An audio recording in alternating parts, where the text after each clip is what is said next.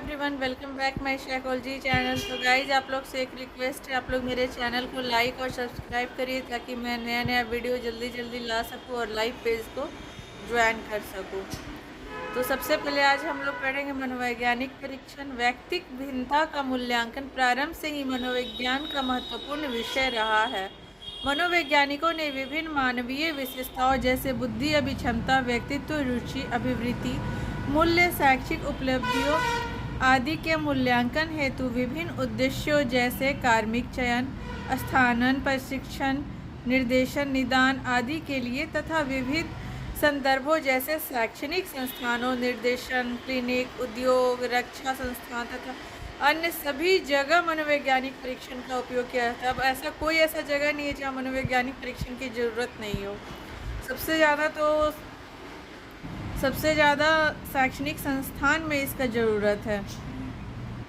और फिर तकनीकी रूप से मनोवैज्ञानिक परीक्षण मानकीकृत एवं वस्तुनिष्ठ उपकरण होते हैं जिसका उपयोग मानसिक अथवा व्यवहारपरक विशेषताओं के संबंध में किसी व्यक्ति की स्थिति के मूल्यांकन में करते हैं। इस परिभाषा की दो प्रमुख बातें वस्तुनिष्ठता और प्रमाणीकरण। किसी भी परीक्षण की एकांशों की शब्दावली ऐसी होनी चाहिए कि वह विभिन्न पाठकों को समान अर्थ का बोध कराए। प्रशिक्षण को देने की प्रक्रिया जैसे पर्यावरणीय दशाएं, समय सीमा देने की रीति का भी उल्लेख होना चाहिए तथा प्रतिक्रिया दाताओं का भी प्रतिक्रियाओं की गणना की विधि का भी उल्लेख किया जाना आवश्यक है।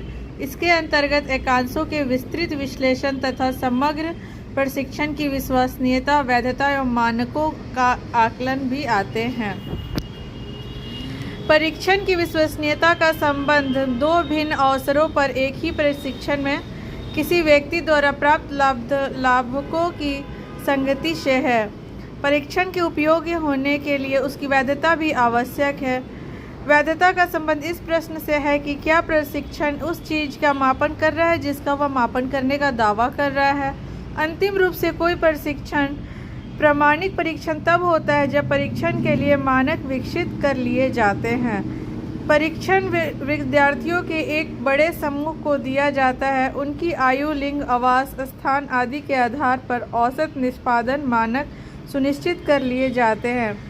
इससे एक विद्यार्थी के निष्पादन की समूह के अन्य विद्यार्थियों के साथ तुलना करने में सहायता मिलती है। इससे किसी परीक्षण पर व्यक्तियों के प्राप्त लाभांकों का व्याख्या करने में भी सहायता मिलती है। और ये बहुत इम्पॉर्टेंट टॉपिक है क्योंकि मनोवैज्ञानिक परीक्षण हर जगह होता है।